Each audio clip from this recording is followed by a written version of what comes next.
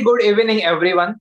After 3 successful days of insightful session, I welcome you all on the fourth and indeed the concluding day of the Legal Aid Awareness Program for the academic year 2021-22, a webinar series Law at Your Doorstep, which is organized in collaboration with Department of Law, University of Mumbai, Department of Law, Mahatma Gandhi Kashi Vidyapith Varanasi, and Janardhan Bhagat Shikshan Prasarak Sanstha, Bhagubai Changu Thakur College of Law.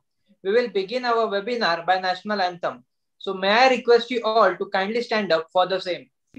Jana Gana Mana Adhinayaka Jaya He Bharat Bhagya Vidhata Punjab Sindhu Gujarat Maratha Dravida Utkala Vanga Vindhya Himachala Yamuna Ganga Uchchala Jaladhi Taranga तब शुभ नामे जागे तब शुभ आशीष मागे गाहे तब जय गाथा जन गण मंगल दायक जय हे भारत भाग्य विधाता जय हे जय हे जय हे जय जय जय जय हे.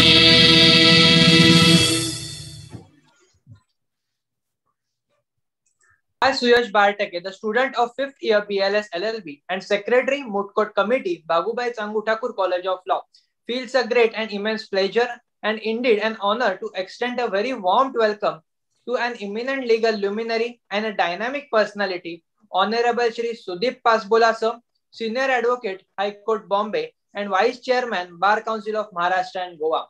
I am also very much delighted to welcome Honorable Dr. Rajashri Varadi Madam, Professor and Head, Department of Law, University of Mumbai. I am very much glad to welcome Honorable Dr. Ranjan Kumar Sir, Head and Dean, Department of Law, Mahatma Gandhi Kashi Vidyapith, Varanasi.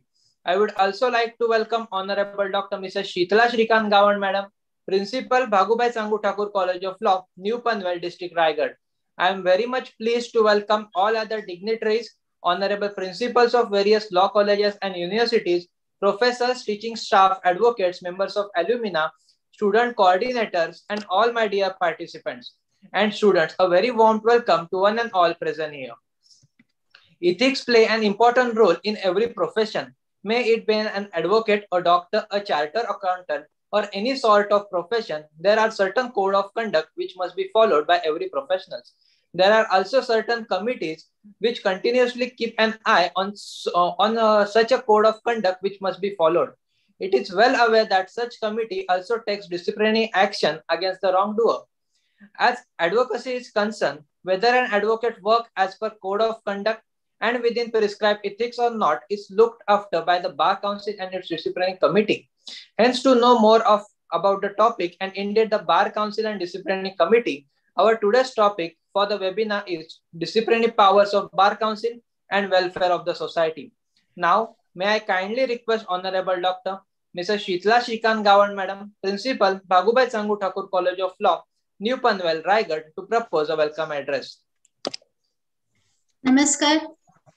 विधी विभाग मुंबई विद्यापीठ, विधी विभाग महात्मा गांधी काशी विद्यापीठ वाराणसी आणि भागुबाई चांगू ठाकूर विधी महाविद्यालयातर्फे मी doctor सौ शीतला गावण आपणा सर्वांचे मनपूर्वक स्वागत करते.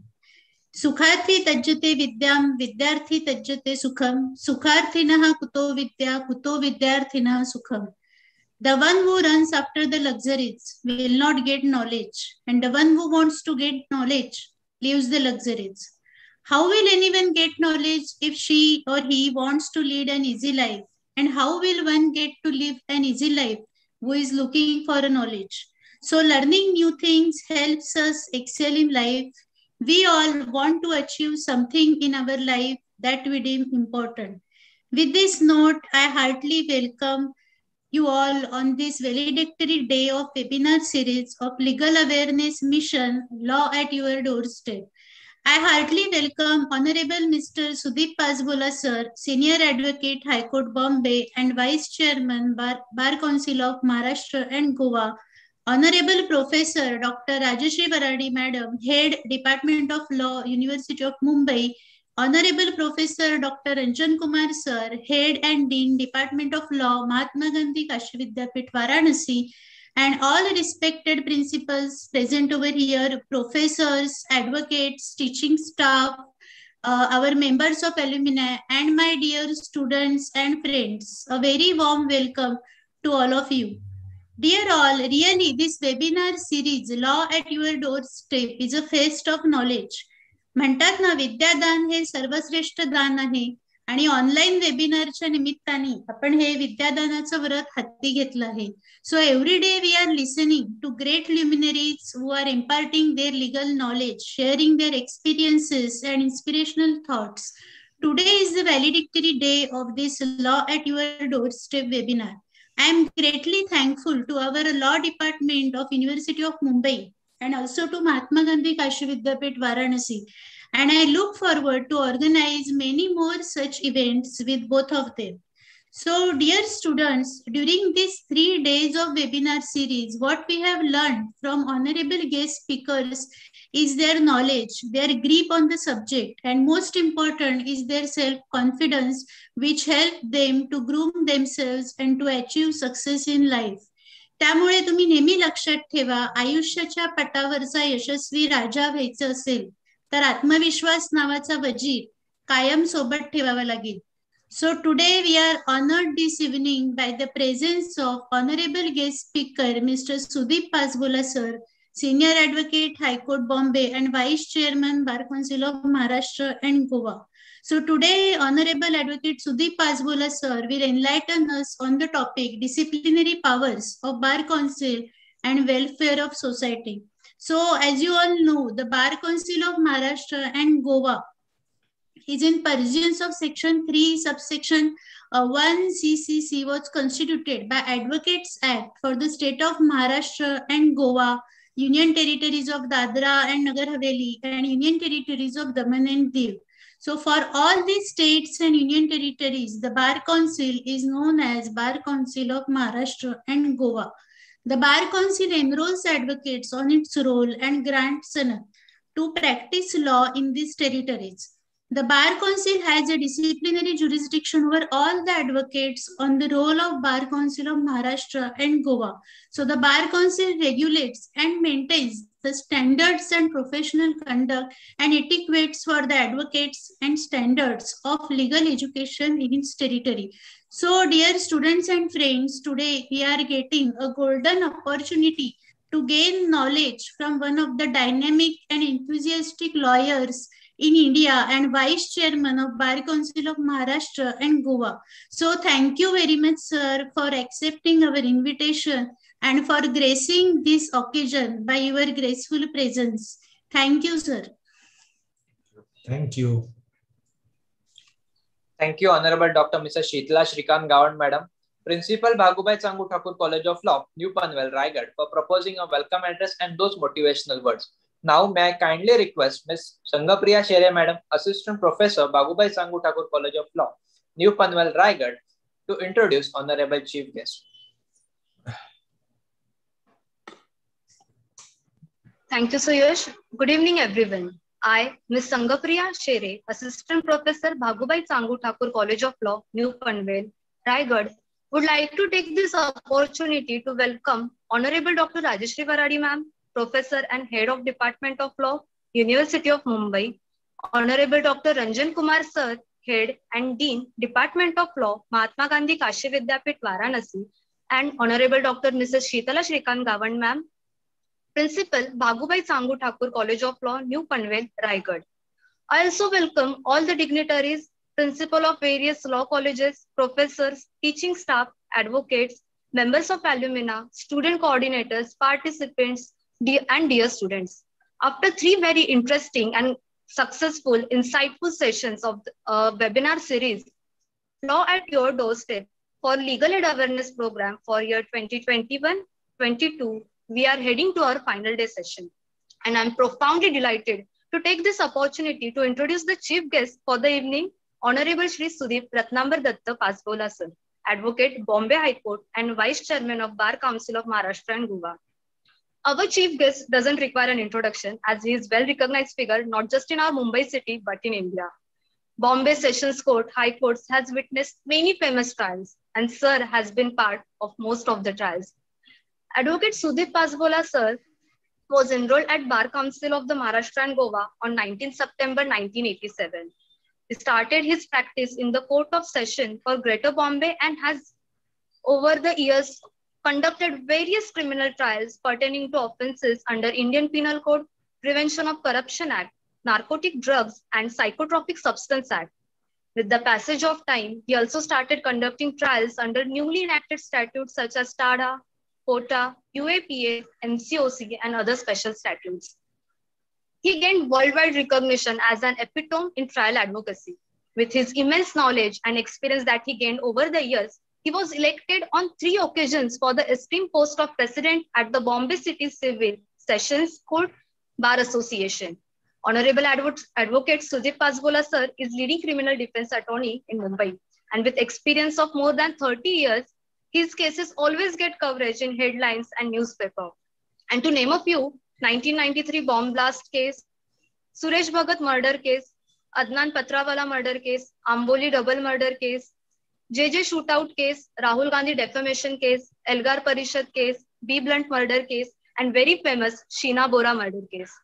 Sir has represented gangster Arun Gowdy, Abu Salem, 1993 and 2006 bomb blast accused. These are just examples. They say cross-examination is an art.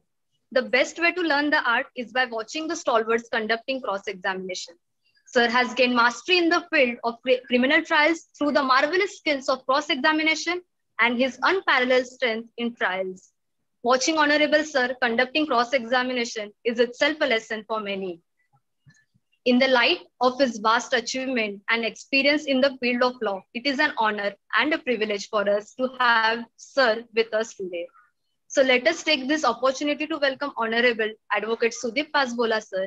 And Sir, we cannot wait for you to shower us with the knowledge with respect to disciplinary powers of Bar Council and welfare of the society.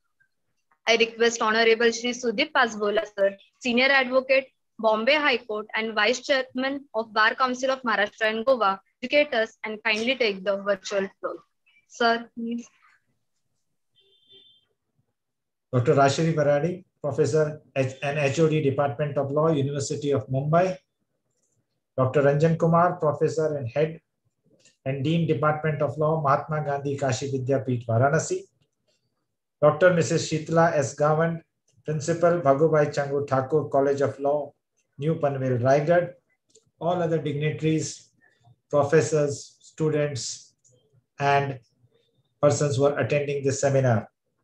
It's my privilege and honor to be associated with this commendable endeavor initiated by the professors of law and students to bring to the common man this knowledge of law at their doorstep.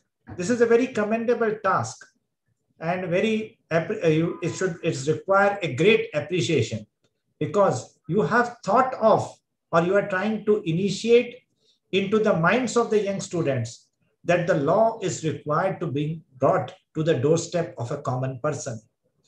A common person should not run to court, but he should be made available or made aware of the legal knowledge at his doorstep. He is not to rush to the lawyers to find out as to what his remedies are, what relief he can get in court of law, but he should himself be enabled to know that what kind of recourse he can take, what reliefs he can get in court of law, and what are his rights and privileges. So therefore, it is my pleasure and my privilege to be associated with this endeavor of all the professors of law, students, and all the dignitaries present today. Now with this, I would like to tell you one thing as far as the students who have come here. Mainly, I think this is for the benefit of the students of law. And I said, as the person was that mainly it is the 5th year student of law who will be shortly enrolling themselves as advocate with the Bar Council of Maharashtra and Goa. Now these persons, when they get the sanat or when they pass out from the college or the university, they will realize one thing, that despite the best effort and the best professors you have, and you will come to know only thing that you know very little about law. Law is such a field, it's an immense, like an ocean. What you get from the college, the university, what you learn at this stage, when you enter into the profession, is only a tip of that ocean, a drop of that ocean. You know, now the vast ocean is before you. You have to venture into that ocean. Now, to be equipped to venture into that ocean, to venture into that field where you are going to the profession, where you are going to meet your adversaries, where you are going to face the court, where you are going to face the judges, and where you are going to be you have to present yourself best. And for being to present yourself best before the court, you are required to be equipped with law. At that time, you will feel that what my education was insufficient. I required to study more. I required to work hard. I required to gain more knowledge. And when you gain more knowledge, and only then I can succeed in profession. Now there, the Bar Council comes to the aid of the young lawyers who are entering into profession. Now, we as the Bar Council, the present Bar Council, has chalked out a roadmap of bringing legal education, of imparting legal education to the newly entrants of the bar. For this, there are 3 programs. Now, when you take a sanad, you are required to undergo, or you have to go at least minimum 8 days of legal training. Now, this is basic legal training. It is called the basic legal education program of 8 days. Now, this is compulsory. Every person who enrolls himself in the Bar Council has to undergo that 8 days training. Now, of course, because of COVID and pandemic and other things, these have taken a backseat, but this is compulsory, and now it is going on online. That education will be given to the students, on the newly enrolled advocates. Besides this, there is a program called CLEP, which is called Continuous Legal Education Program. The Bar Council also undertakes these continuous legal education program at various centers. Now, this is done at every district headquarters and at many places wherever there is a demand, wherever the advocates are interested in. So there are about 12 sessions are held every year in different places. Now, this continuous legal education program, the best of the lawyers, the best of the teachers, and the best in the field of law are invited. Jurists, judges, senior advocates, professors, they are all invited to deliver lectures so that you can hone your skill, you can enhance your knowledge, you can gain more insight into the law, and so that when you are more equipped to deal with the matters when you appear before the court. Now, this is one of the part of which is the duty of the Bar Council under the Advocates Act 1961. I'll just point out to you that under Section 35, when the Bar Council of the state of Maharashtra is, or the state Bar Councils are constituted, they have a role to play as far as they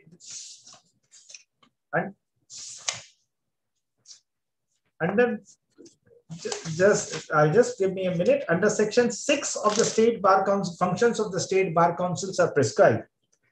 And attention, if you have this thing, is 1, to conduct seminars, to conduct seminars and organize talks on legal topic by eminent jurists and public journals and paper of legal interest. Now, this is what the venture is by the Bar Council, to impart knowledge to the young advocates who are entering the profession. Now, the BLEP is for the young advocates. CLEP is for all advocates, preferably junior advocates, because seniors are expected to know the law, and they are equipped and they are more busy also. They don't have time to attend to these kind of legal education programs. But anybody who is interested in law and he wants to gain insight into the law, gain more knowledge, he is welcome to join those CLEP program, and he can arrange. For that, the Bar Council spends everything from the arrangement, even the arrangement to stay for the advocates is made, food, everything is made so that the lawyers are at comfortable and they can come and attend the course. And many of you may have attended such courses of CLEP. But these are, as I said, now it is online, but as soon as the COVID pandemic situation improves, we will go physical and we'll go to them. Now, this whole idea of this thing, of the bringing the CLEP programs is not only to improve the quality of advocacy. It is an addition to what you learn in the colleges, what you learn in the university, what you gain from the professors. It is only in addition that persons who are experienced in court craft, persons who are experienced in legal field, and persons who are eminent jurists or professors or eminent professors, they can give you more in-depth knowledge. They can give you more information. They can provide you some benefit whereby you can have some practical tips regarding your profession in your engagement as a lawyer. So these are the things which are done for the benefit of the law. Now, however, today's topic, however, is on limited what is to the disciplinary powers of the Bar Council of the State Bar Council and Bar Council of India, and the social welfare schemes. I'll come to that social welfare later on, but let us try to understand as far as what is the disciplinary powers of the Bar Council and why there is disciplinary power. Now, in every profession, there is what is called a standard of practice or a standard of etiquette which is required to be maintained in every profession. This is in a profession, whether you are a medical profession or you are in a legal profession, whether you are an engineer, whether you are an architect, but all these professional councils, they lay down a minimum standards of etiquette, where it is expected that a person who enters into that profession maintains that minimum standard of etiquette. Now, this etiquette, this thing comes from it follows from the precedent, it follows from the nature of the profession, it follows from the expectation of the society from a particular profession. Now, see, a lawyer in society is considered the legal profession, as you say, that as everybody says, is considered a noble profession. It gives some privilege to a person that he is a lawyer, because only a lawyer can appear in court. The Advocates Act says, and only the advocate can appear in a court of law. So that right to appear in court, if it comes from your being a lawyer enrolled with a particular bar council. So therefore, on that basis, when you attain that status, now you attain a status of a lawyer. Whenever you go to outside, you introduce yourself as an advocate. I'm so and so advocate. Now, therefore, that gives right to a standard of profession. Now you say that I'm because when you say I am an advocate, you are identifying yourself with the profession. And therefore, the profession demands from a many person that you will maintain a particular standard of ethics, a standard of etiquette, a standard in the profession. Now, if anybody deviates from that, then it constitutes a misconduct. Now, if it is carried a misconduct, then this misconduct would be an act where the Bar Council can act in. Now, before the Advocate Act 1961, it was only the High Court which had the power to enroll a person as an advocate. There used to be a Bar Council, but that Bar Council used to be in the capacity of only an advisory capacity. It did not have any right over either the admission or as taking any disciplinary action. Even the disciplinary actions were initiated by the High Court, either through themselves or with consultation with Bar Council by the district judges, and then the district judges or the bar council, with the help of the bar council, would carry out the inquiry and submit report to the High Court. And it was only the High Court which was empowered to take action against for misconduct. Now here, after the Advocates Act 1961, the power of enrollment was given to the Bar Council. Now it's only the Bar Council in the in a state Bar Council who has the exclusive power of enrolling a person as an advocate in its role. So that power to enroll, power to discipline over the person who has enrolled is also given to the Bar Council. There is and Bar Council of the state as well as Bar Council of India. Now this is done so as to regulate the standard of practice, in particularly in the state, in the stores. Now this regulation has to be done in a various ways. It is done, and it would be. I'll go to a little in a few minutes. I'll go to that point of it. But let's come to the question of misconduct. Now, what the question is, when you enter into and when you become a lawyer, you apply for a sanad. You pay the requisite fee, you fill the form, you give your documents, and that's it. You are not required to give anything more. Sometimes if there is a gap in the education or gap in getting, if you are employed somewhere or you are doing some business, then you may be required to give some affidavits declaring that you are no longer carrying out any business, or you are no longer employed in any service, or that you have ceased to serve. So that kind of affidavits may be necessary. Beyond that, the other thing is required. You are then enrolled as an advocate. Now, when you are enrolled as an advocate, as I said, you get a privilege. You have a standing in society. Now, with this privilege comes also a duty on an advocate to maintain that discipline which is required of him. As you can't flaunt your status as a lawyer.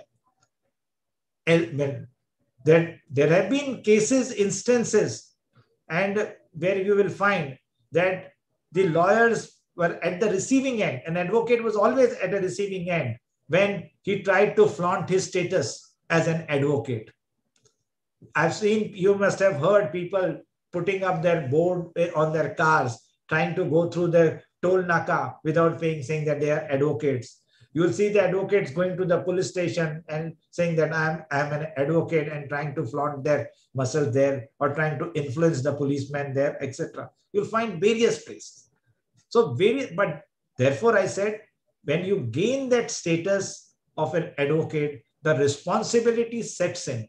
The responsibility is to maintain the status of a lawyer, which is of an officer of the court. You are now an officer of the court. So how do you maintain that? You have to maintain that dignity, that you are an officer of the court. So whatever right, privilege you have in the court of law. You have a right of audience. You have a privileges or preferences in the court to other persons, but you do not have any privilege or person outside.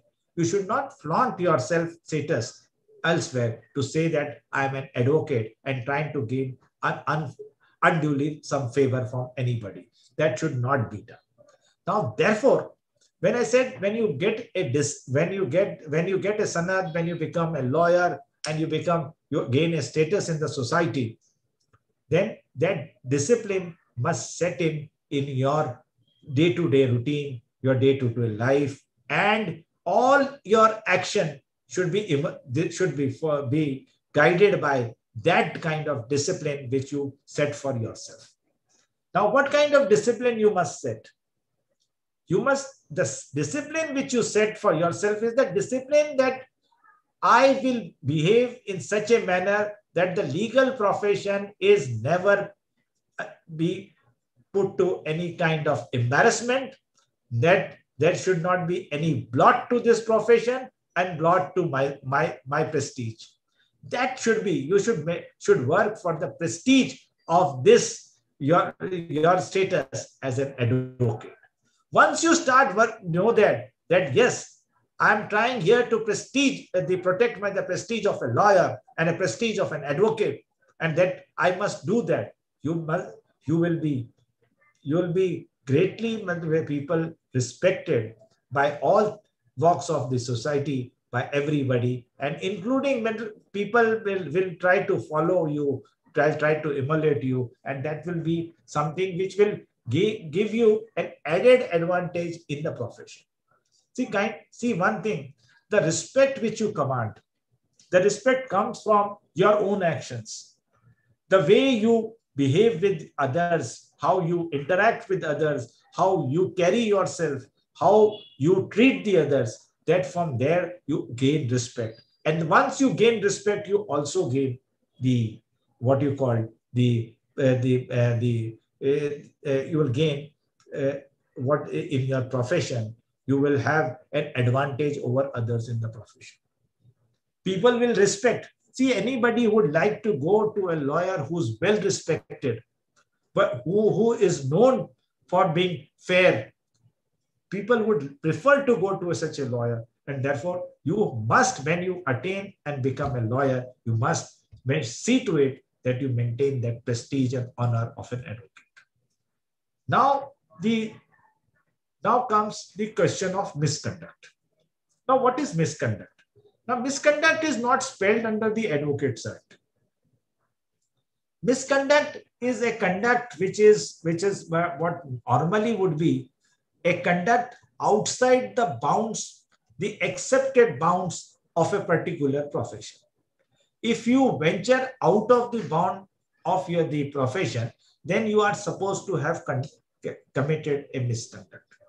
What is punishable under by the Bar Council and its disciplinary powers is the misconduct of a lawyer. Now, as I said, there is no definition about misconduct. It has to be, misconduct has to be judged from the accepted standards in the profession. You have to judge it from the professions which are the precedents which are there, from the law laid down by the courts, what is accepted standards in the society, what is accepted standards in the profession. From all this follows what the misconducts are. Now, mainly I tell you the misconducts which are now this thing. There are many misconducts which is, there can be no category of misconducts. We cannot be said there can be a category of misconducts, and the number of misconducts would be innumerous that it cannot be enumerated. I will try to enumerate a few of them, but I tell you how the misconduct follows. Now, as I said, misconduct is a conduct of a professional outside the accepted bounds of the professional ethics. Now, when a person goes outside those professional ethics, then the question would be that he is said to have committed a misconduct. Now, what happens to a misconduct? Whenever there is a misconduct by any advocate or in any profession, there is always a council to monitor the conduct of its members. So also that there is the Bar Council also has its disciplinary committees. This disciplinary committee and the disciplinary power which has been given to the Bar Council, but whether it is State Bar Council or the Central Bar Council, given to them under the Advocates Act 1961, they exercise their power so as to rein their members so that they do not commit this misconduct, or if they have committed a misconduct, to punish them, reprimand them, or even to remove them from the roles of their advocates. So these are the powers which are given just to rein the advocate so that nobody should commit such misconduct. The person should not go out of bound and carry out functions which are unbecoming of a lawyer, or which does not suit the status of a lawyer, which does not suit the profession of advocacy. Now, I'll tell you that for the misconduct, as I said, there is no definition of misconduct prescribed under the Advocates Act. It is a conduct which is both, you must have studied in law, which is malfeasance and misfeasance. This is both. It is considered both as in the legal terminology, if you have to say that any accepted standards which are not permissible committed by any person would fall within the ambit of a misconduct. Now I'll tell you I'll give you certain categories of misconduct. Now what the profession requires is, one, that you will carry out your duties which are assigned to you as an advocate, not by virtue of engagement by any client, by virtue of being an officer of the court. You will carry out your duties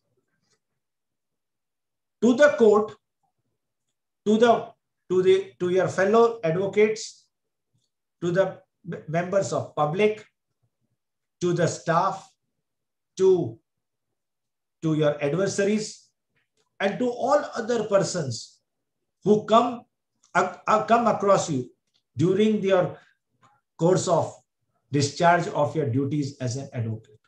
So all those persons to whom you come across, whether it's the court of law, whether it's your adversary, whether it's a prosecutor, whether it's your client, or whether it is the opposite client, or whether it's a member of the staff or a public, you will carry out your duties as a lawyer, which would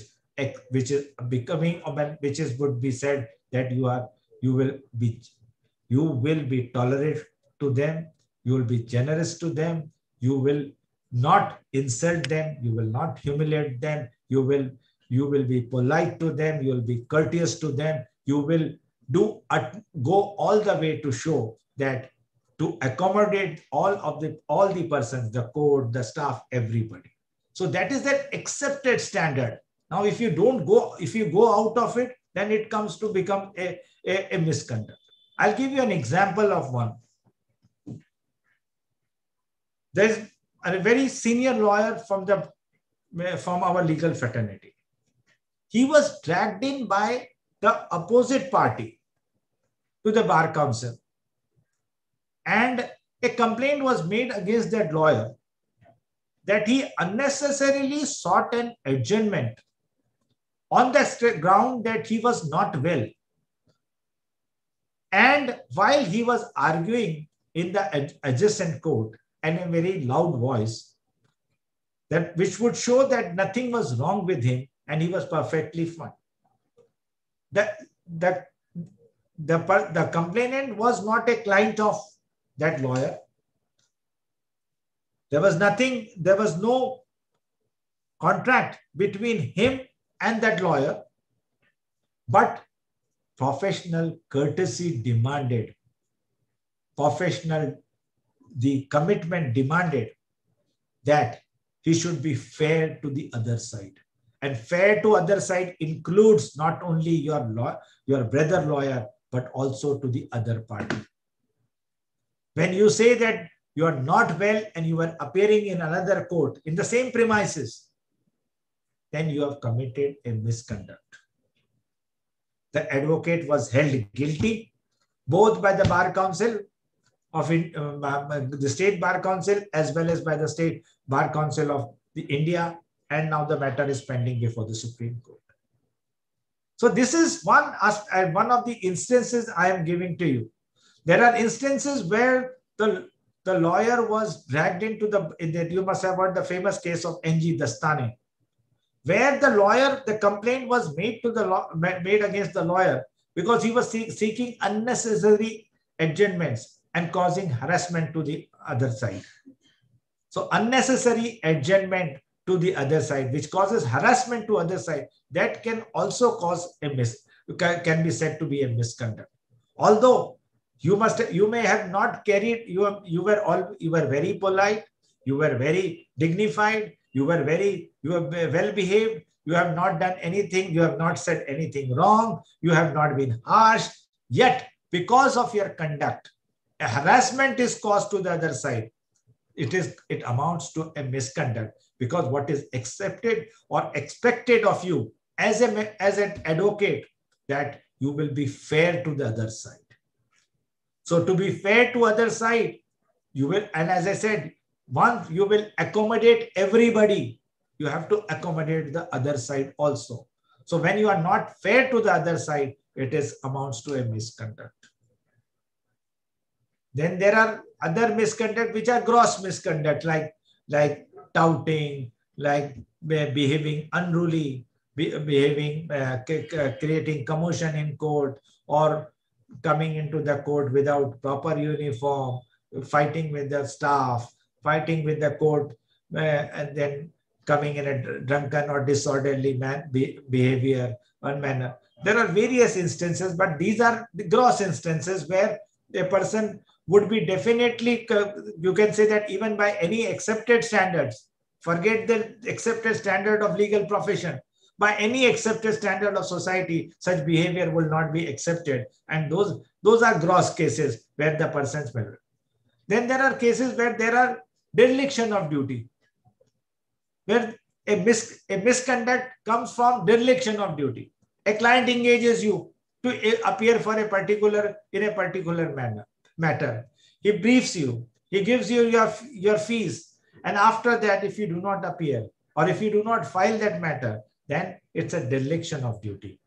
If you do not, the client gives you an instruction and you act contrary to the instruction, then that is dereliction of duty, for which that your own client would be at, or will have the right to make an application before the Bar Council complaining regarding the misconduct of the lawyer, his own lawyer. Now that is, as I said, dereliction of duty. That is one, as I said, misconduct. One is being not fair to the other side. Second, I give you an example of dereliction of duty. Third is being disrespectful of the court.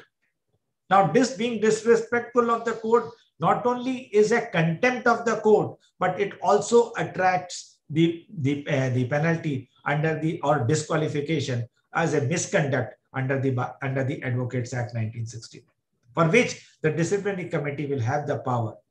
We have number of cases where suo motu, the complaints are made to Bar Council by the courts. The court suo motu takes action against the lawyers, either for whatever fault. There are a number of faults, being either arguing with the court, fighting with the court, or speaking rudely with the court, speaking with uttering some unparliamentary words in the court, or making certain allegations against the court. There are a number of instances where the courts themselves refer the matter to the Bar Council for. So this is one aspect, is that, as I said, these are all amount to dereliction of your duties. Now, when you go to that extent, then the court, the Bar Council is compelled to take action against you.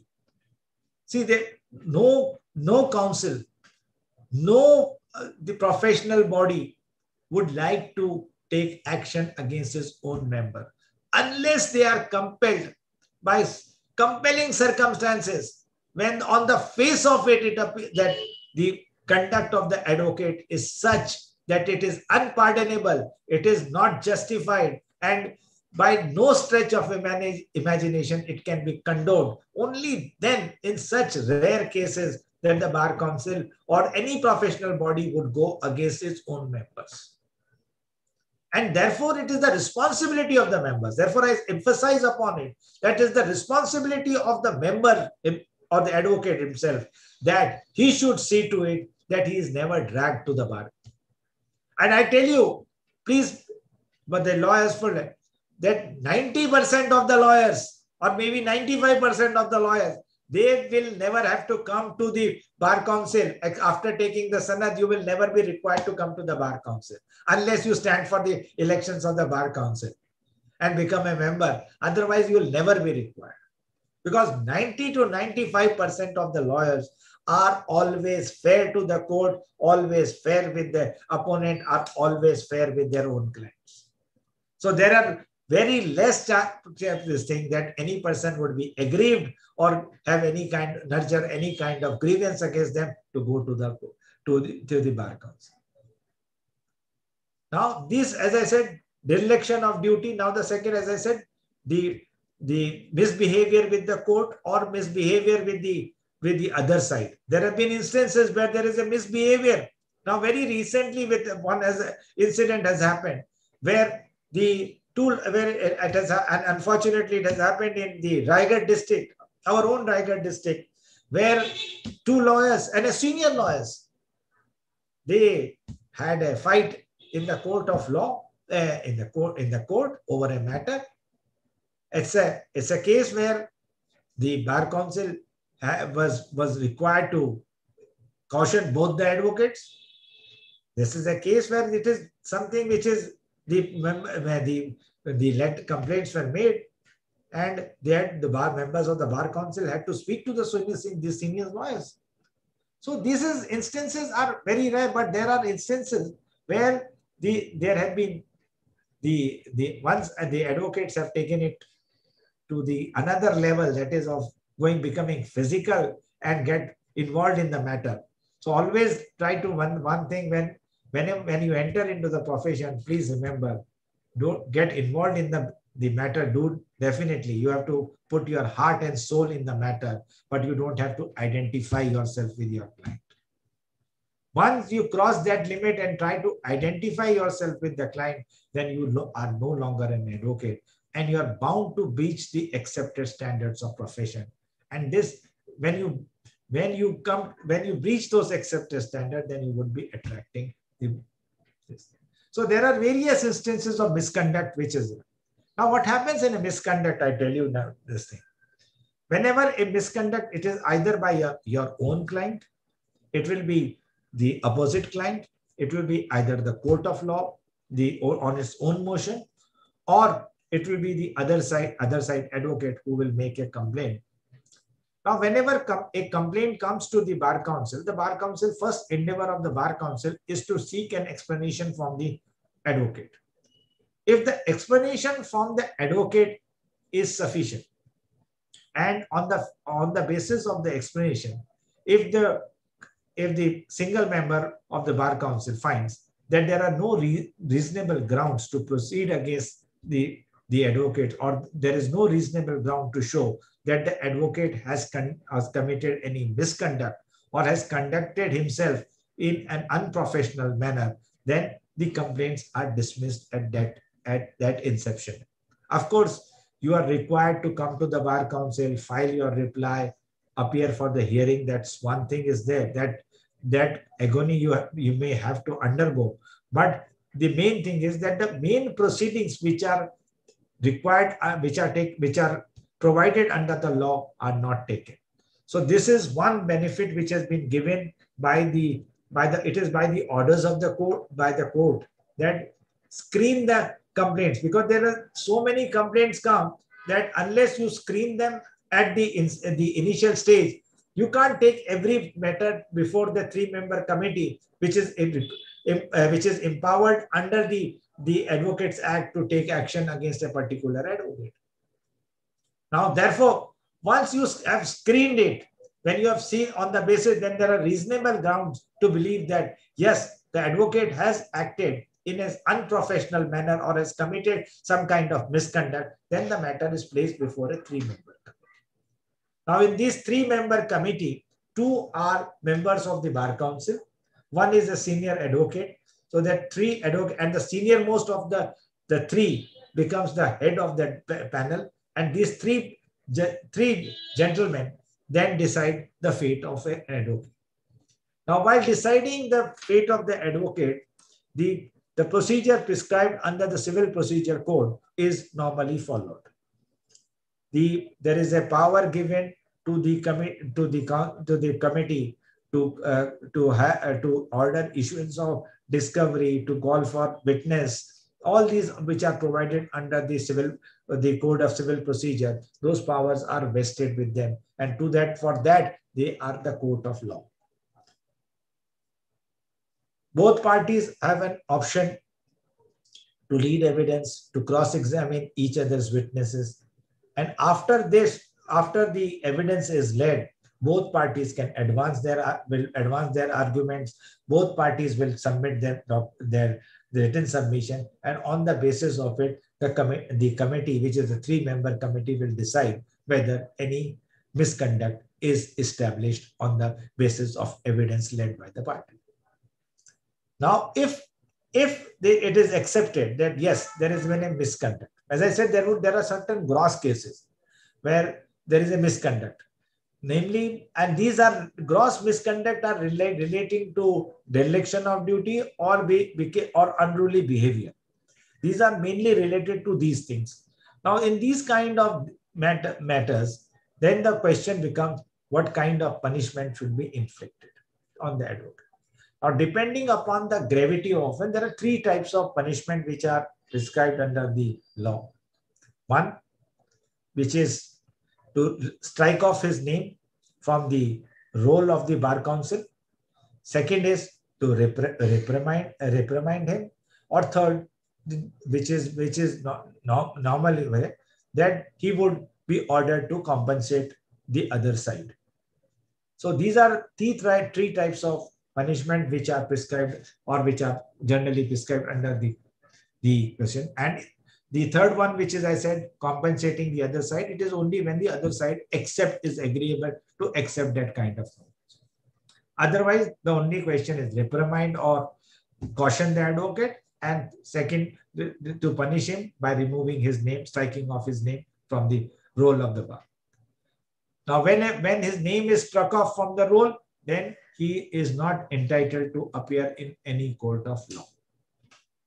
It is so, therefore, that's the severest form of punishment. And as the courts have said in many cases, that this severe form of punishment may be for a particular years or forever. Now, that is also when you are striking off the name in a gross case, it is struck forever, for all times. Yes, or you may strike it off for 2 years, 3 years, depending upon the offense which is committed or which is proved against an advocate. Only then that case. But as the courts have said in many cases, because here what happens is that the order passed by the Bar Council, State Bar Council, is appealable in Bar Council of India, and the order passed by Bar Council of India is further appealable in Supreme Court of India. So the ultimate word as far as misconduct is the word of the Supreme Court. And Supreme Court therefore has defined and given, say, misconduct as to what would constitute misconduct, what kind of actions would constitute misconduct, and what would be appropriate punishments for this kind of misconduct. There are many judgments laid of the Supreme Court where they have said, and what's it? But they have always said that extreme punishment or the number of years for which the person is barred from practicing, that should be generally commensurate with the act which is he has alleged to have committed, or the misconduct which he is alleged to have committed. In cases of gross cases, even the Supreme Court has approved striking of the name of the advocate forever from the roll of the state bar councils. But in some cases, they have reduced the punishment and reprimanded the advocate and allowed him to practice. In some cases, they have reduced the number of years for which the advocate was barred from practice. So various punishments are prescribed. Now, it is only in a very gross case, as I said, any counsel would act against its advocate. It's only when it is proved on the basis of evidence that an advocate has committed a gross misconduct, then the bar council acts against him. Now, there are various rules formed as far as the acts are concerned, how the complaint should be made. It is to be made in a prescribed form. It has to be filed with an affidavit. Then it is scrutinized. A copy of complaint is then sent to the advocate for his remarks, for his reply. Then the parties are heard, and so on. There is a procedure prescribed. And then after the single member is satisfied that yes, there is reasonable ground to believe that the accused has committed or the advocate has committed a misconduct, then the matter is referred to the 3-member committee. Now, 3-member committee, from the date of from the first date of hearing has to complete the matter within 1 year. Now, if they are unable to complete within a year, what happens is, see, there are 3 lawyers who are members of the committee. Parties are from various places. There are large number of documents, and many of the time the hearing is not completed within 1 year. So the limit prescribed for completing the inquiry is 1 year. If inquiry before the State Bar Council is not completed within 1 year, then it is sent to the Bar Council of India, and they take over. Further inquiry is carried out by Bar Council of India. Then Bar Council of India, the procedure is same. Only the problem comes is that the parties are put to little discomfort. They are put to little inconvenience, because now the matter is before the Bar Council of India. They may come and to the state, or they may call you to Delhi, or they may come to a particular place where they will have a sitting on a particular days. Then you have to make yourself available. You have to travel to that place, lead your evidence, etc. Therefore, little inconvenience is definitely caused, and to a practicing advocate, it's a great difficulty. So no advocate would like to have any kind of complaint being made against him in Bar Council. And therefore, generally, a lawyer tries to remain within the accepted bounds of that the legal profession, and does not venture out of it. So therefore, as I said, the number of lawyers from whose complaint come is hardly 5% or even less than 5%.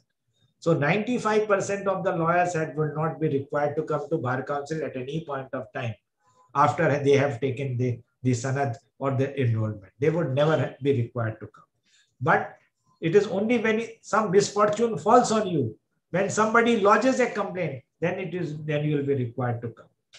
So when the matter if the matter is not completed within 1 year, and then you are put to council. Now what happened? A clever complainants. These are all, see, the complainants generally, what I have found, these are the cantankerous type of the clients who are very dissatisfied with the society, and so with the law and the league and the space of the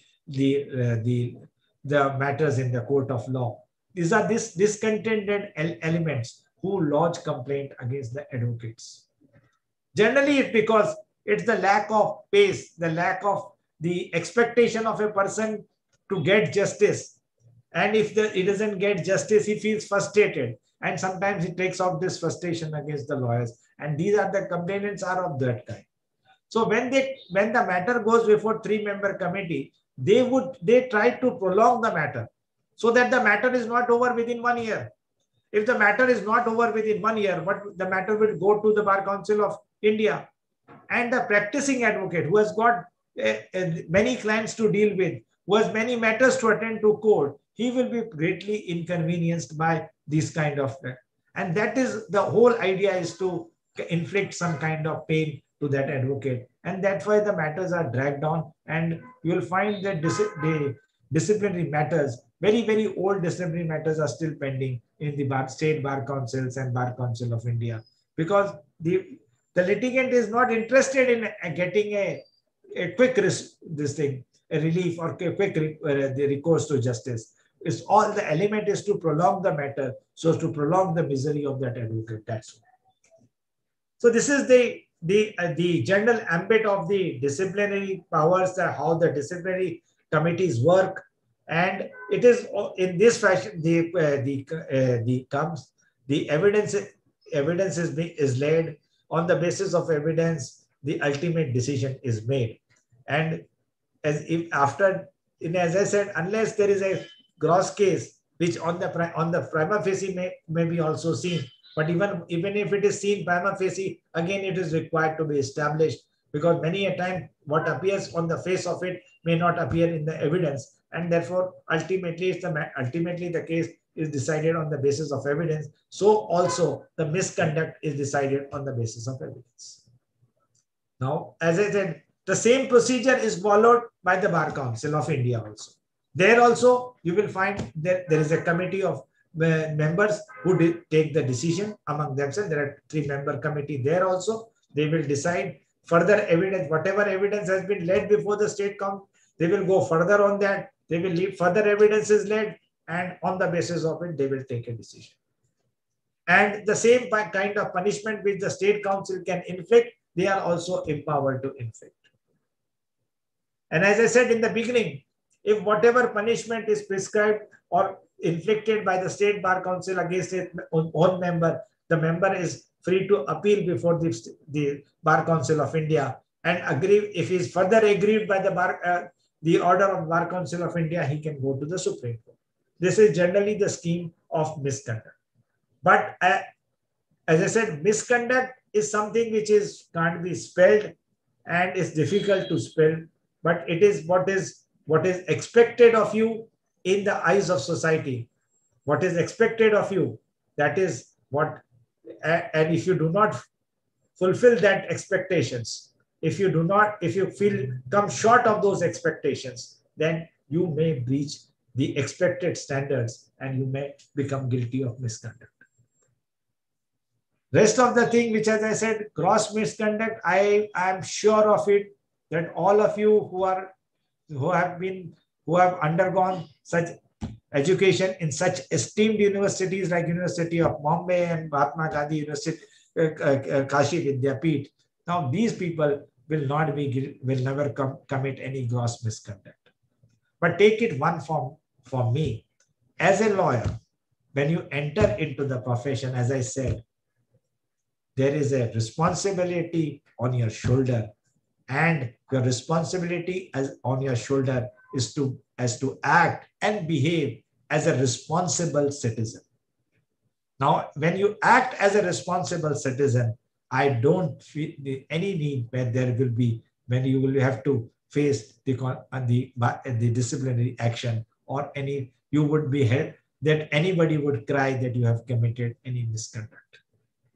So be polite and courteous to the court. Be polite and courteous to your adversaries. Be polite and courteous to your client, and be fair to both, to court and your opponent. Rest and be, of course, fair to your own client.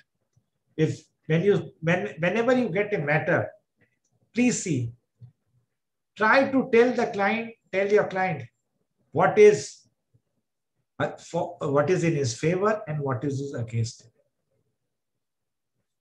Even if you feel, Advocate Act, one thing is important the lawyers must understand.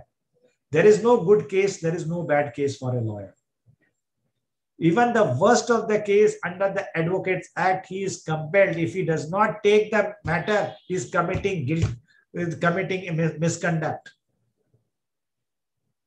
He is guilty of misconduct if he refuses to take a matter because the matter is bad and he is likely to get an adverse order from the court. However bad the case may be, of course, to be fair to your own client, you must tell him that your case is bad, but I will do my best. And you are required to do your best in the court of law. You are not supposed to refuse the matter because this is. So, this kind, and then this is a profession. So you have to earn your fees also. Now, when you earn your fees, you must see to it that you earn what is rightfully yours. So don't make unnecessary demand. Don't demand money in the name of anybody, either in the name of the court or your adversary or in the name of the staff or the other side. Don't make any such demands. This is all misconducts. If you are this is a strict what is called a gross misconduct, for which you will definitely be punished by your body, by your bar council. So, and I don't expect that you will be falling to it. But what happens is when you enter into profession and you want to make a living in that profession, you want to earn money. What is called to earn quick money, that always is there in any person. A person always like to quickly become rich. So don't fall prey to that. So if you don't fall prey to greed, if you don't fall prey to this temptation, definitely that is not, this kind of misconduct will never happen. You have to be patient. You have to be little this thing that you must know when you enter into the profession, that there is a struggle, and I have to struggle. But despite when I'm struggling, I will not fall for these temptations or fall for this kind of greed, and I will not go out of the accepted standards of my profession. I will see that my profession is not my reputation of my profession is not tarnished. Once you imbibe these kind of principles in your mind, then there is nothing to worry. There's no problem of that. This word misconduct will never come. This will come only in some lecture or somewhere. Otherwise, you will never find this word unless you are defending somebody in the matter of misconduct. Otherwise, this word misconduct will never come. You will be greatly appreciated for your conduct. So therefore, this is as far as the disciplinary powers of a state bar council. Now we come to the welfare, the social welfare of the. Now, let me tell you about the social welfare of the role of the bar council as far as social welfare is concerned. Now, as far as the social welfare is concerned, one bar council is constituted for the welfare of the lawyers. Now, you will say that lawyer is a part of the society. Yes. Therefore, bar council looks for the welfare of the lawyer. So therefore, is looking for welfare of the society, but it's not. It's not so. When you are protecting the welfare of your own members, you are not working for the welfare of the society. Welfare of the society is as what you are trying to do, bringing law to the doorstep of the common man. That is what is welfare of the society. Now, welfare of the society begins, there are 3 or 4 ways I tell you. One is legal literacy. That is what is, I think, the endeavor of this, your 4-day endeavor was legal literacy. Then the bar council is what is called under the constitution, under the act itself. If you see the act of the Advocates Act, under the functions of the State Bar Council is prescribed to conduct seminars and organize talks on legal topics by eminent jurists and publish journals and papers of legal interest. This is the function of the Bar Council. So the welfare, the social welfare which the Bar Council undertakes is by this, to bring legal literacy, to make people know about their knowledge, their law. Now, in every the Bar Council of Maharashtra and Goa had taken a very good step in a long. It has been following that every court you will go, that the Bar Council has got its own board, and there they have put what are the rights of a litigant, how he can exercise those rights which are given to him under the law. So these boards are placed in various taluka places where you go, wherever there are taluka courts in small places, in district courts, you will find these such kind of boards that has been put up. So any common man who goes there, he can see those boards and can understand, he can read. Of course, he should be illiterate enough to read.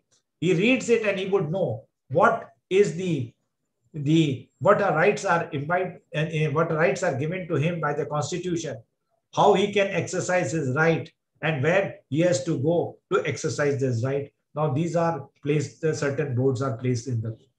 Now this is one way, and as I said, Bar Council holds a large number of seminars, and through seminars, this what is called legal literacy is promoted. Now this legal literacy, I said, we try to give it. Now we are trying to give it to the young lawyers, the young entrants of the bar, but also to all other persons, people from common men, social persons who are working for the social welfare, the NGOs, persons from various walks of life. They are come. They are welcome. They are asked to come so that the knowledge of regarding legal literacy can be given to them, so they can go outside and tell 10 other people, and that way this knowledge can flow from one to other, and people are become legally literate. Because what is required is a legal literacy by the person. Once the persons are legally literate, then the standard of human life, the standard of a citizen will improve. Now what happens is that we complain against government every day that prices have gone up, the condition of road is not there is improper surveys, the trains are not working, there are buses are overcrowded, there are roads are full of potholes, the electricity is so high, so many complaints people make, but people do not know what right they have to do, how they must counter these steps. This will be known to public only when they are legally literate. So legal literacy is must. But even actually when you get a legal literate, there is a standard in legal literacy also. One, a standard where a person becomes legal literate to his personal needs only. And then second is legally literate for the benefit of the society. There are two levels of legal literacy. So one, legal literacy is only restricted to his own rights. That all right, I've got a property, I've got a house, I've got a which has been given on rent, whether my tenant is not paying me or my land has not been mutated or my land has been taken by somebody has encroached upon my land, etc. What remedies I have to do? And the order has been passed against me by the tehsildar or by the revenue officer against me, and where I should go to court, how should I take the action, what actions are responsible, or the person, my neighbor is fighting with me, is creating kind of nuisance, what steps can I take against my neighbor? So this is only when you become legally literate, when you know the rights of your person, these are personal legal literacy. But at a higher level, when you get a legal literacy, you can work for the benefit of the society. When you can know, yes, all right, this particular group, particular citizens, they are oppressed. They do not know their legal right. I can work for them. That is one different level where you can come. But that's a second, as I said, second level of legal literacy. And the Bar Council endeavors to hold such kind of seminars to promote the legal literacy. And in this way, the Bar Council tries to serve the society so that once people are literate, they know their rights, they would be better citizens. Because I said when you know your right, you will be definitely a better citizen, because you know that what you can do under the law, what you cannot do under the law, both. So therefore, the legal literacy helps in making a better citizen, and that way the Bar Council tries to serve. Then there is another way, which is, I said, there are two other ways where the Bar Council works. Bar Council also actively promotes the Lok Adalat. It is actively associated in always the Lok Adalats, and we try to promote and we try to advise our members that they must associate with them with Lok Adalats. In Lok Adalat, by conciliation, by talks, if the matters can be settled, which are prolonging in court for years together, then the relief which a person gets is something which you will, at the end of the day, when you say that you will be very happy that I have been a party to something which has been solved or resolved, and the parties have gone satisfied home, and they have buried their hatchet and buried their dispute. So by associating with the Lok Adalats, the Bar Council tries to serve the society and tries to influence its own members that they may actively participate in. Then the third is the Bar Council it also has a organizes legal aid for the poor. Now, this is the functions of the Bar Council, which is prescribed under Section 7 to organize legal aid to the poor in the prescribed manner. And it is functions of the State Bar Council under triple E, 6 triple E, and under Section 7(1)(b) of the Bar Advocates Act 1961. So, the Bar Council also endeavors to provide legal aid to indigent persons who cannot afford to have a lawyer. In this small way, the Bar Council tries to help this thing. Now, what makes the Bar Council can be the Bar Council can be approached by any indigent person at any point of time.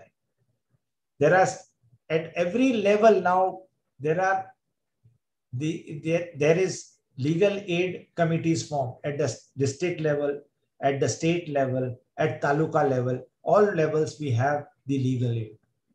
Now these legal aid programs which are there, we try to hold legal aid programs for so as to give the members and general public the know-how as to what is available for them in this arena of legal aid, how they can avail themselves of legal aid, how legal aid can come to them, can be availed by them, how they can get the legal aid, from where to get the legal aid, and how helpful the legal aid would be. Now, these are all things which are sought to be explained to the Bar Council. Because legal aid, there are separate bodies for legal aid formed, and as I said, from the state level, the Maharashtra Legal Aid Society is there. Then there you have got the District Legal Aid Society. Then at the taluka level, you have got Legal Aid Society. Bar Council actively works with these legal aid societies. And through its members, all advocates are members of the Bar Council. So therefore, through its member and through the advocates, it tries to improve the services of legal aid to the member. It tries to provide the legal aid to the indigent people, the persons who cannot afford. And for that, various seminars are also organized, various workshops are arranged, and so that the people should know as to how they work, because there are many NGOs and many social organizations who are working for the legal in the field of this providing legal aid, and they also participate in these kind of seminars, and they are told as to what level you can take the help of the advocates, that you can take help of the Bar Councils, and the Bar Council is always ready. Not only we are ready to hold seminars, we spend for that much seminars. As I said, we spend for education, we spend for imparting legal aid. With the Bar Council is always ready with this kind of this thing, where it is one of the duties cast on them. It is a function of the Bar Council, and therefore we promote this kind of legal aid to them. Now this is legal aid, lok adalat, legal literacy. These are the small ways in which the Bar Council try to serve the society. But there is a larger picture of that. It is ultimately, please see, we are all members of the society. We are here to serve the society. We are part and parcel of the society, so that we are not away, we are not different from the society. So we have certain obligations toward the society, and the Bar Council also recognizes that we have the responsibility, or as a Bar Council, a statutory body under the Advocates Act 1961, it has certain responsibilities, and it has to discharge certain liabilities toward, or not, I would not say liability, but certain duties to the society. Now, for that, there are various functions provided under Section 6 and 7 of the Advocates Act. Now, one of them is very important to note: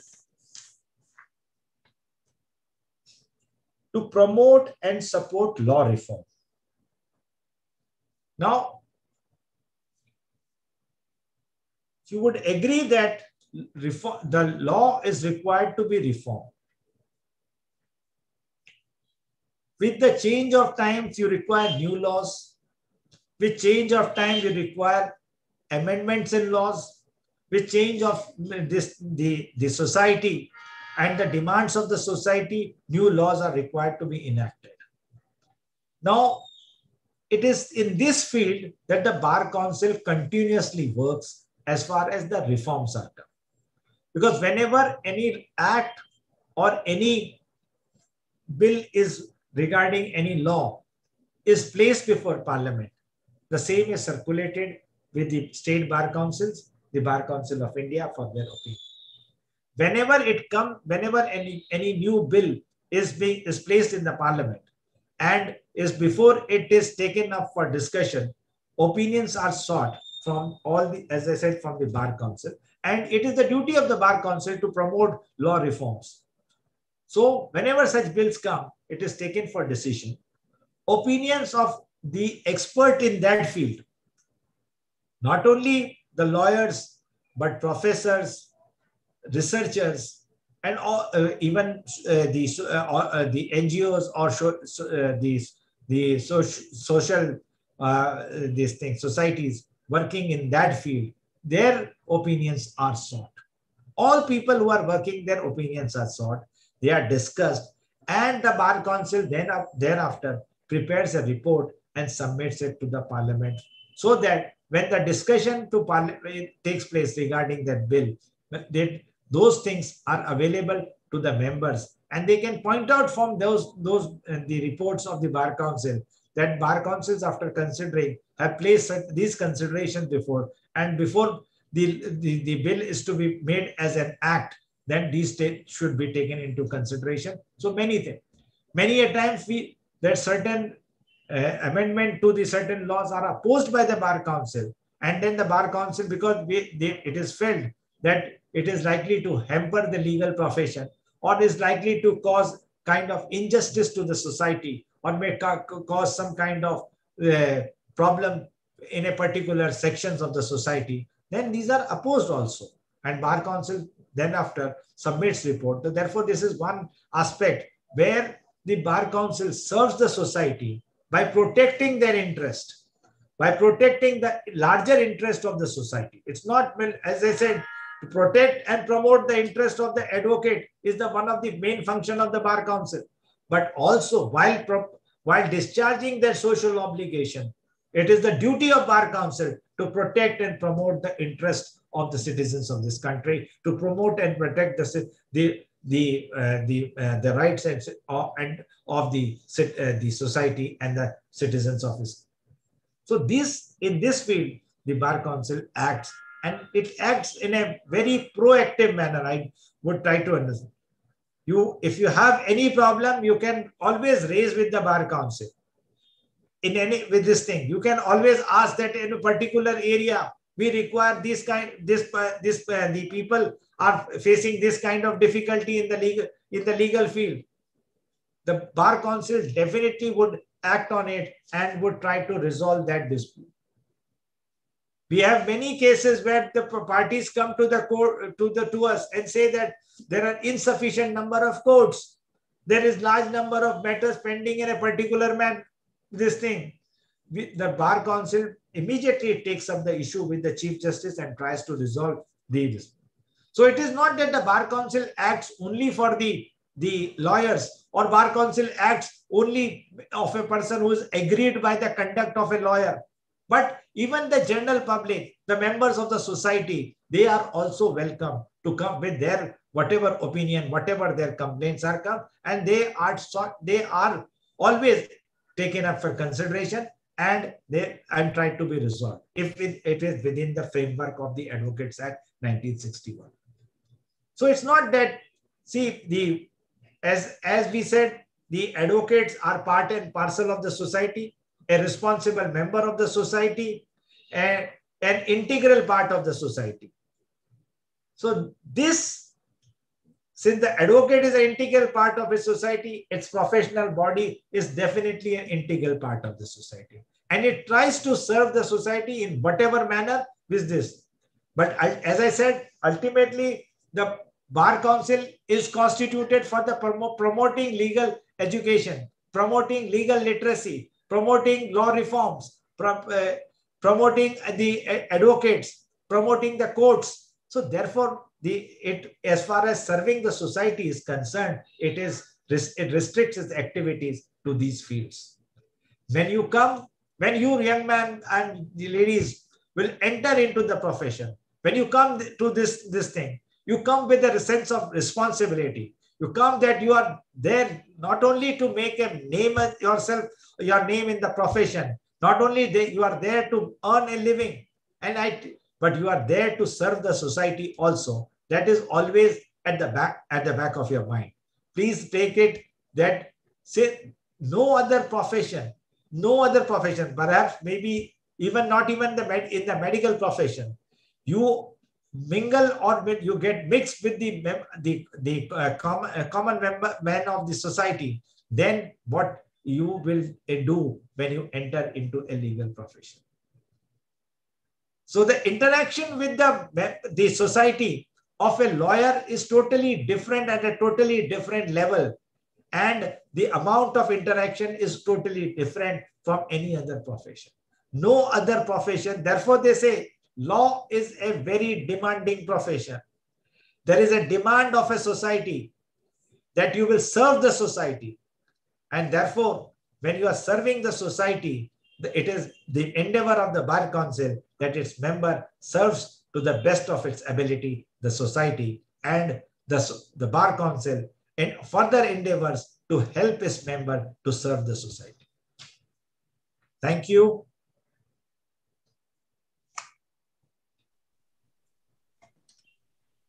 Sudeep sir. Thank you, ma'am. I think I've taken more time than I was given. Please. No. That's always with advocates. No. I really appreciate how strongly you pointed out a role of Bar Council in creating legal awareness, in providing special skills knowledge to our young lawyers. I'm sure that they will be happy about your lecture, and everyone is excited here. See, this is last session, but then also our students are listening it carefully. So it shows that how much they are interested in all these, our work. They have joined what we are creating, legal awareness. Everyone has joined, and very interestingly, everyone is hearing. This is the 4th day, and very strongly you pointed out your views. We really appreciate. Thank you, sir. Thank you for accepting our invitation. I also appreciate here this our another dean, Dr. Ranjan Kumar, who is there with us for last 4 days, and he has joined his hands for organizing this program. My friend is there, Dr. Sheetala Gavan. 3 of us together we have joined here to organize this program, and special people, special guests. Our inaugural was at the hands of Justice Sri Krishna sir. Then next day, Advocate Uday Vavikar sir was there, then Advocate Mrinalini Deshmukh was there, and final is yours. It was excellent, sir, excellent lecture you delivered, and it gives us vast information about how Bar Council is working, and you are playing a great role in creating these lawyers and providing them special training. And we are aware that how much Bar Council is constantly, they are giving their advice to law colleges, educational institutions, in what way they should run. We appreciate your role, and always we are eager to work with Bar Council of State of Maharashtra and Goa and Bar Council of India. Thank you, sir, very much. Now I request our participants to have interaction with Sudeep sir is there. So, but be brief in asking your questions. So there is Bindya Khan. Sir, very good evening, sir and madam, HOD of Mumbai University and everyone. Sir, the lecture was very nice. I want to means you cleared everything, every aspect what we can even not imagine. You have cleared everything in detail. So I wanted to ask a question like if you want to file a complaint in Bar Council of Bombay, Maharashtra and Goa.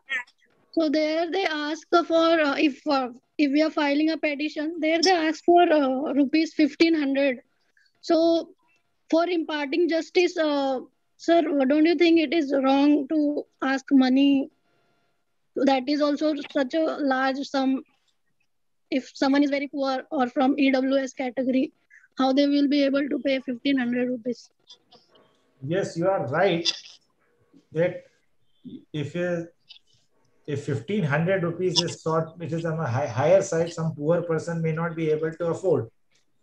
But he has a right to make an application and say claim an exemption. So it's not that he cannot file a complaint and say that. See, what 1500 rupees are taken for the purposes of sending notices, making Yes, sir, out I understand. photocopies. So many expenses are incurred by the bar council, and it is for them. Now, if they have a party is not in a position to pay 1500 rupees or this, there is nothing that he cannot make an application to the and say and ask for an exemption. And in a deserving case, yes, that such exemption will be given to him. There's no difficulty in giving that. It is not a hard and fast rule that he has to pay this 1500 rupees only. This is 1500 rupees, the basic amount which is charged, so that one, it deters from filing frivolous complaint. Try to understand why this 1500 rupees is charged, to deter from filing a frivolous complaint. Secondly, that a person who spends 1500 will be is expected will be a responsible person and would be making complaint only in a genuine case. And thirdly, this 1500 rupees, after which the money goes in spending for notices, photograph, xeroxing and sending copies thereof, holding meetings, etc. For that it is taken. Otherwise, but as I said, if a person is poor, then definitely he has remedy to ask for.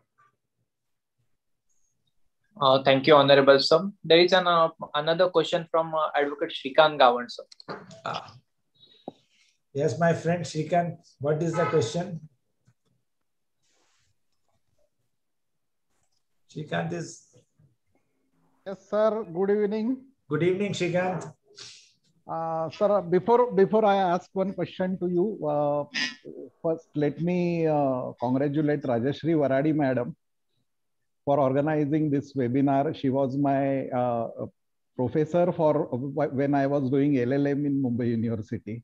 Sir, my question is, actually it is not a question. Every advocate tries that he should win the case for his client.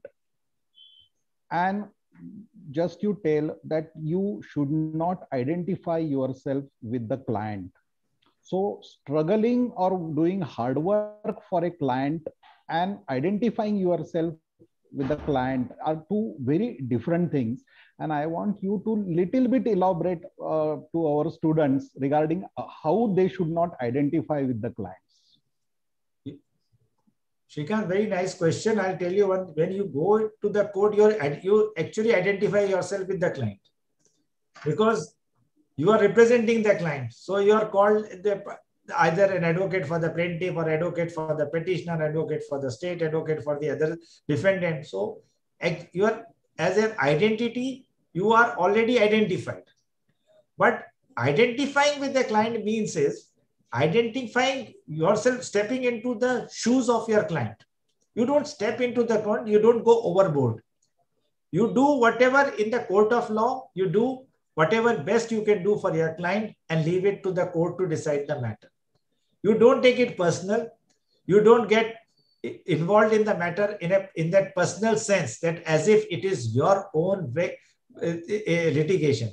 That is what is expected of an advocate. An advocate will discharge his duty to the best of his ability. He will protect the interest of his client to the best of his ability, but he will never identify himself in the sense that he will never step into his shoes. He will not make it his case, his own personal goal or his personal case. That is what is what is means by identifying yourself with the client. Sir, thank you very much. Your lecture was very excellent. You have explained what should be done and what should not be done by all young lawyers. Sir, thank you very much. Thank you, Shrikant. Thank you for inviting me. There is another question from Rohan Khade. Fast bowler sir, good evening. अनेकशा trial आपल्या मी स्वतः watch केल्या session कोर्टामध्ये आणि राजेश्री वराडी मॅडमना मी request करेन की क्रिमिनल ट्रायलवर आपलं नेक्स्ट वेबिनार आपण द्यावं की जेणेकरून आमच्यासारख्या ज्युनियर वकिलांचा म्हणजे क्रिमिनल साईडला प्रॅक्टिस करणाऱ्या वकिलांचे आपण आयडॉल आहात. खूप छान ट्रायल्स आपण न्यायालयात चालवता आणि क्रिमिनल ट्रायलवर आपण नेक्स्ट लेक्चर वेबिनारवर द्यावं अशी विनंती मी करतो मॅडमला पण आणि आपल्याला पण. रोहन, ते क्रिमिनल ट्रायलचे वेळी आपण एक seminar if you call me on the art of cross examination, जे एक आर्ट है जे लुप्त होते आता. very few people are now practicing this art. This is one thing where I would like to give a lecture if you invite me at any point of time. तर नक्की ठेवूया आपण. Definitely, ma'am. Definitely. There is a question from Pramodini Ugde. Hello. हाँ, good evening sir. Good evening sir. हाँ sir, एक बात मुझे पूछनी है कि हम जब एडवोकेट एज ए एडवोकेट हम ज्वाइंट होते हैं सर, तो हमको जूनियरशिप करनी पड़ती है. राइट. तो अभी तो बहुत ही ज्यादा दिक्कत हो रही है सर, बहुत हो रही है.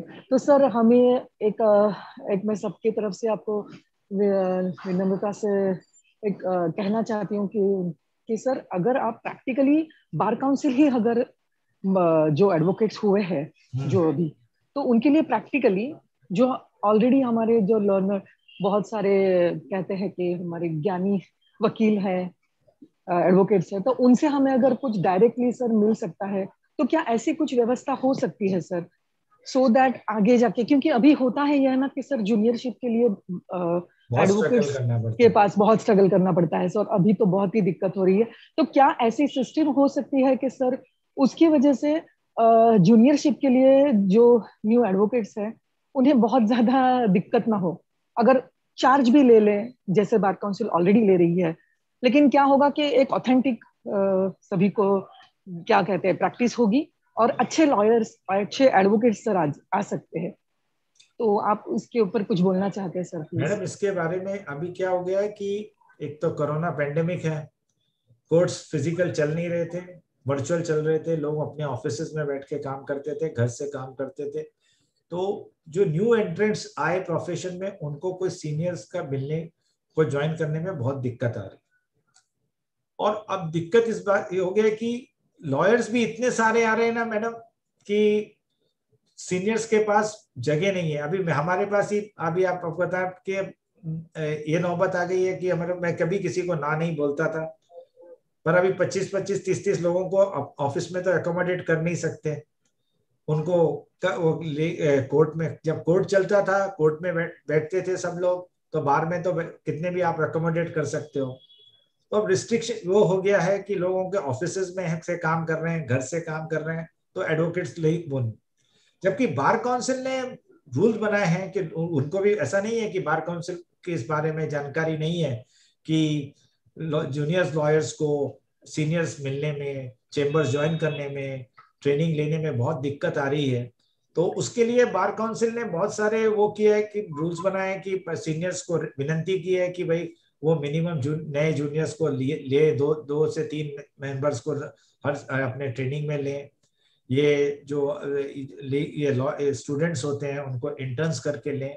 ऐसे करके हमने डायरेक्शंस दिए. पर ये क्या है कि ये these are only directives, they are not to be, they can not be implemented. ऐसा कोई किसी को तो फोर्स कर नहीं सकते कि आपको वो लेना है कि नहीं, खाली उनको अपील कर सकते हैं. हम लोग अपील करते हैं. डिफिकल्टी मुझे पता है कि बहुत सारे एडवोकेट्स लोगों को डिफिकल्टी आ रही है सीनियर मिलने में, ट्रेनिंग लेने में. लेकिन अब क्या हो गया कि सीनियर्स कम हो गए, जूनियर्स बहुत ज्यादा हो गए हैं. लॉ पिछले 10-12 साल में लीगल फील्ड में आने वालों की तादाद इतनी बढ़ गई है इस साल कोरोना पैंडेमिक के बावजूद हम लोग 10,000 से ऊपर लोगों को इनरोलमेंट आया। ये अगस्त में तुम्हारा जून में ये जब रिजल्ट आए थे, मार्च अप्रैल के जब रिजल्ट आए थे, तो इतने लोग जब प्रोफेशन में आते हैं तो डिफिकल्टी जरूर आती है, और इसके लिए भी रिजॉल्व करना चाहिए। और कुछ ना कुछ इसके बारे में बार काउंसिल में मैं इसके बारे में प्रस्ताव रखता हूँ, कुछ ना कुछ करने का कोशिश करते हैं। अभी हम लोग अपील तो बहुत सारे सीनियर्स को करते हैं कि मैक्सिमम आप जूनियर्स को लीजिए, और जब कोर्ट खुल जाएगा तो मेरे ख्याल से थोड़ा सा ये डिफिकल्टी प्रॉब्लम जो है वो ईज हो जाएगी, क्योंकि जब कोर्ट में है तो आप ज्यादा से ज्यादा जूनियर्स रख सकते हैं। इस वक्त काम भी लिमिटेशन हो गया, सीनियर्स की भी अपनी लिमिटेशन है कि काम कम हो गया है लोग, कई सीनियर्स लोग का, तो इसलिए थोड़ी सी डिफिकल्टी है नए इस प्रोफेशन में आके। उसको पूरा करने के लिए हम जो ये कंटिन्यूस लीगल एजुकेशन प्रोग्राम, ये बेसिक लीगल एजुकेशन प्रोग्राम ये है, तब तक मेरी आपसे विनंती है कि आप कोर्ट में जाइए, जहां भी मैटर्स चल रहे हैं, अच्छे मैटर्स चल रहे हैं, जहां अच्छे सीनियर्स आर्ग्यू कर रहे हैं, वहां सुनिए और उनको देखिए। अल्टीमेटली आप चेंबर में भी किसी के ज्वाइन करेंगे तो आप यही जाके उसके साथ जाके सुनेंगे, देखेंगे, और तभी आप कुछ ज्ञान आपको प्राप्त होगा, आप कुछ सीख पाएंगे।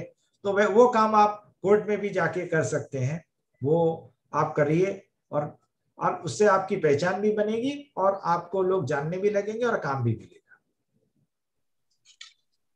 No, thank you, Honorable Chief Guest Sri Sudeep Pasbola sir, Senior Advocate, High Court Bombay and Vice Chairman, Bar Council of Maharashtra and Goa, for answering to the queries of the participants. Thank you, Honorable Sir, for going in the depth of the topic. Indeed, we are all delighted by the immense knowledge and information shared by you. It was really an overwhelming lecture. This will surely help the participants. Indeed, your statement, an advocate shall not hamper the prestige of advocacy and indeed legal profession, really was thought-provoking. Also, Honorable Sir said that bringing law at your doorstep of common man is welfare, and this was the very aim of the webinar series. Once again, thank you, Honorable Sir, for sparing some time for us. Now, may I kindly request Dr. Sanjay Jadhav sir, Assistant Professor, Department of Law, University of Mumbai, to propose a vote of thanks. Honorable Dr. Rajeshwari Varadi ma'am, the Professor and Head Department of Law. Dr. Ranjan Kumar, Dean and Head, MGM Law, University of Varanasi. Dr. Sheetala Gavan ma'am, Principal of CKT Law College. Honorable Advocate Shri Sudeep Pasbola sir, Vice Chairperson of Bar Council of India. Principals of law colleges, teachers of law colleges, students of Department of Law, students of CKT Law College, BCT Law, yes, BCT Law College, and dignitaries from the bar and the bench. At the outset, let me express my deep gratitude to our head Department of Law, Dr. Rajeshwari Varadi ma'am, for giving me this opportunity to propose my vote of thanks to this August gathering. This program has become historical, unique, and successful because of day and night efforts of our head, that is none other than Dr. Rajeshwari N. Varadi ma'am. My sincere thanks goes to her. Our program was started with the first day of the inaugural session of Honorable Justice Sri Krishnan sir, the former judge of the Supreme Court of India. I'm really thankful to his lordship for delivering his wonderful lecture on law and society. Contemporarily, I'm also thankful to Dr. Rajeshwari ma'am as well, who brought such a great personality among us. Otherwise, getting such personality into the public platform is extremely difficult. The real hats off goes to Rajeshwari ma'am for generating such network for the social cause. Thank you very much. I'm also thankful to Advocate Uday Vavekar sir, who was the chairperson of the second day program. He delivered his wonderful speech on the consumer law, on the gamut of consumer law. At the same time, I'm also thankful to Dr. Rajeshwari Varadi ma'am, who also delivered his noteworthy speech on the jurisprudence of consumer law, and she highlighted how the consumer law is important for the betterment of the society. And that was indeed a real education for the society at large. So once again, I'm thankful to both these great personalities, one from the bar, that is none other than Advocate Uday Wavikar sir, and one was Dr. Rajeshri Varadi ma'am, who was the former lady member, that is a judge of the State Consumer Forum, who delivered a great historical judgment during her tenure. Thank you very much. The third day was of Advocate Mrunalini Deshmukh ma'am, who delivered a lecture on family court, and she delivered the importance of the family court and what are the relevant provisions of the family court, domestic violence, and other relevant laws for the empowerment of women. We are indeed thankful. I take this opportunity on behalf of the Department of Law and of course the Law College of Shitala Gawar ma'am to propose a vote of thanks to ma'am for delivering your wonderful speech. The next day was of course the first lecture. That was really a marvelous lecture, and I think I have no words to express my gratitude for such an in-depth knowledge. Sir has nicely covered the various provisions of the Advocacy Act. Sir has also discussed thoroughly the role of State Bar Council of India and the Bar Council of India and Bar Council of Maharashtra and Goa in creating legal aid awareness. In fact, again, I'm telling you the credit goes to, of course, Shitala ma'am and Rajeshri ma'am, to brought such a great personality with us who really imparted what is called as a real legal education to the society. So thank you very much once again to this great personality. I'm indeed thankful to Meghna ma'am from the KC Law College for her great support for making this program more effective. I'm also thankful to our great student of the Department of Law, a hardworking student, that is Sanjay Jadhav, who also really contributed his wholehearted efforts to make this program really grand and successful under the leadership of our dynamic head, Dr. Rajeshri Varadi ma'am. I'm thankful to Suresh as well, who really done a wonderful preparing. And indeed, I'm thankful to Shitala Gawar ma'am also and her team, including the teaching and non-teaching staff of the BCT Law College for their wonderful support and a great manpower to make this program more successful in its better than speed. I'm thankful to all principals of law colleges, teachers of law colleges, students of law colleges, and students of Department of Law as well, without whose participation this program could have not been more successful. I'm also really thankful to our great personality, that is none other than Dr. Ranjan Kumar sir, Head and Dean, Mahatma Gandhi Law, University of Varanasi, who really contributed his wholehearted efforts, and this program has really become historically important at national level because of giant efforts of two great universities, one from the Uttar Pradesh and one is from the Maharashtra. You know very well there is a deep-rooted relationship between Maharashtra and UP. Really, sir, we expect such kind of deep-rooted relationship under the able guidance of our head, that is Dr. Rajeshri ma'am, and able guidance of Dr. Ranjan Kumar. Thank you very much, sir. And at the last, I'm thankful to our Honorable Vice Chancellor, sir, Dr. Suhas Pednekar, sir, Honorable Co-Vice Chancellor, Dr. Ravindra Kulkarni, sir, and the Registrar, sir, for their continuous guidance and able support in initiating such academic program. At the end, once again, I'm expressing my deep gratitude to my head for giving me such a wonderful opportunity to propose my vote of thanks to this focus gathering. Thank you very much to one and all.